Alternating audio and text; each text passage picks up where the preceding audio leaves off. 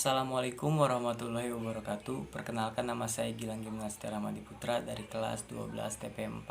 Saya di sini akan menceritakan sejarah tentang tokoh nasional Indonesia, yaitu Pangeran Diponegoro.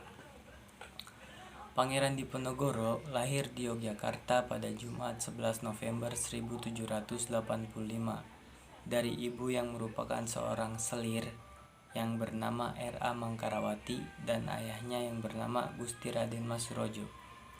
Pada saat Pangeran Diponegoro lahir, ia diberi nama Raden Mas Mustahar yang akhirnya ia diberi gelar pangeran dengan nama Pangeran Diponegoro pada tahun 1812 ketika ayahnya naik tahta menjadi Sultan Hamengkubuwono III. Pangeran Diponegoro memiliki 12 putra dan 5 orang putri dari 9 wanita yang dinikahinya. Saat ini, seluruh keturunan Pangeran Diponegoro tersebut hidup tersebar di Indonesia, bahkan di luar negeri termasuk Australia, Serbia, Jerman, Belanda, dan Arab Saudi. Pangeran Diponegoro menolak diangkat menjadi raja karena Pangeran Diponegoro sadar bahwa dirinya terlahir dari seorang selir.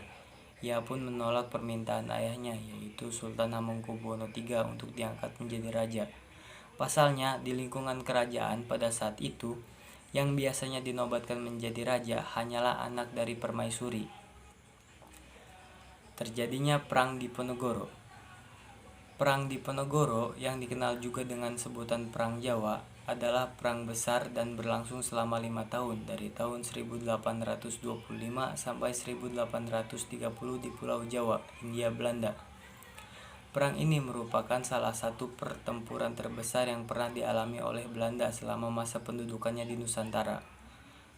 Melibatkan pasukan Belanda di bawah pimpinan Jenderal Hendrik Marcus de Kock yang berusaha meredam perlawanan penduduk Jawa di bawah pimpinan Pangeran Diponegoro.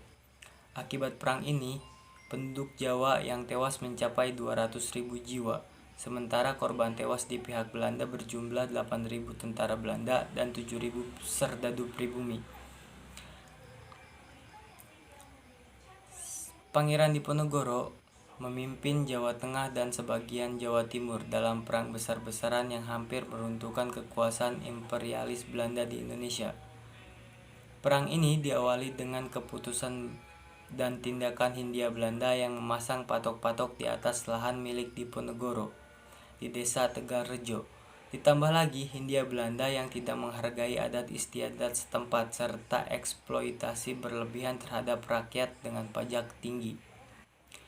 Belanda melakukan berbagai cara untuk menangkap Pangeran Diponegoro dan pasukannya.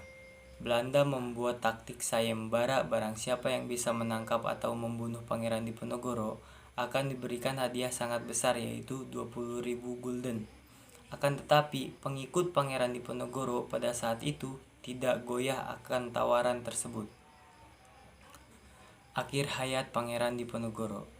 Belanda berhasil menangkap Pangeran Diponegoro beserta keluarga dan pengikutnya pada tanggal 20 April 1830 yang kemudian dibawa dengan kapal Pulox menuju Manado.